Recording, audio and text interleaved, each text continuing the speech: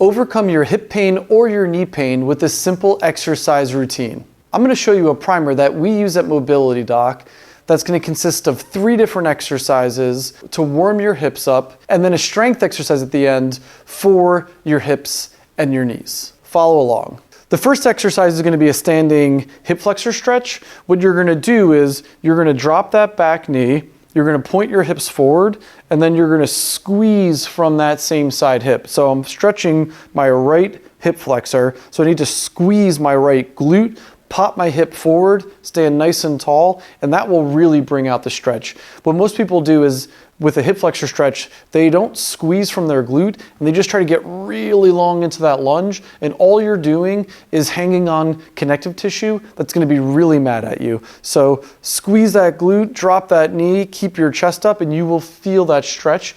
You're gonna hold each side for 30 seconds. So because we're doing a primer, you're going to go through 3 rounds. So just 1 each side, and then we're gonna go to the next exercise. So now we have a fire hydrant with external rotation in your hip.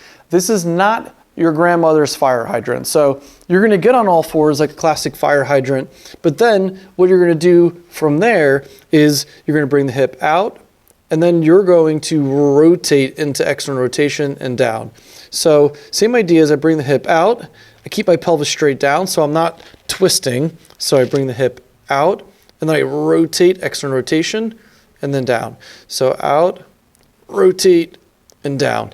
You're gonna do 10 on each side for each round, holding that external rotation for just about a second or 2, making sure you really own it. The third exercise is hip circles. What you're gonna do is you're gonna bring your knee up, out, back, and down. Now for that, up is up, out is out, but that back, you're gonna actually rotate and squeeze from your glute, then down. So I bring my knee up, then my knee out, squeeze my glute, down.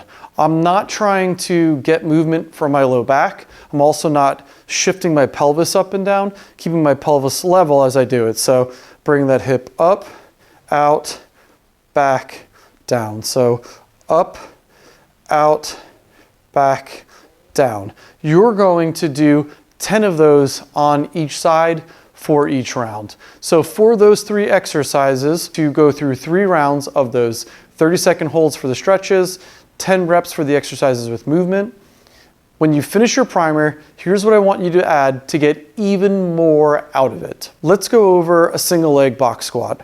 What you're gonna do is find a height that's appropriate for you. It might be higher than this. It won't be lower than 90 degrees. So you're gonna come down and up.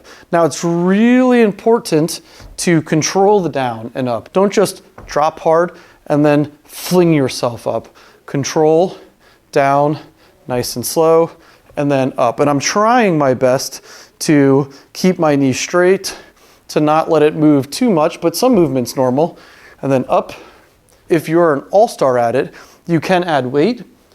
You can hold weight in front of you, like a goblet squat, on a single leg, controlling down and then up.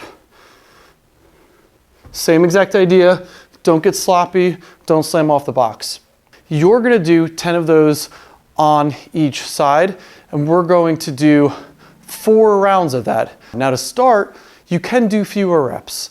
You can work your way up. You could even do fewer sets of fewer reps, and each week add a little bit more to it. So to recap, first, you have your primer. Go through 3 rounds of those 3 exercises.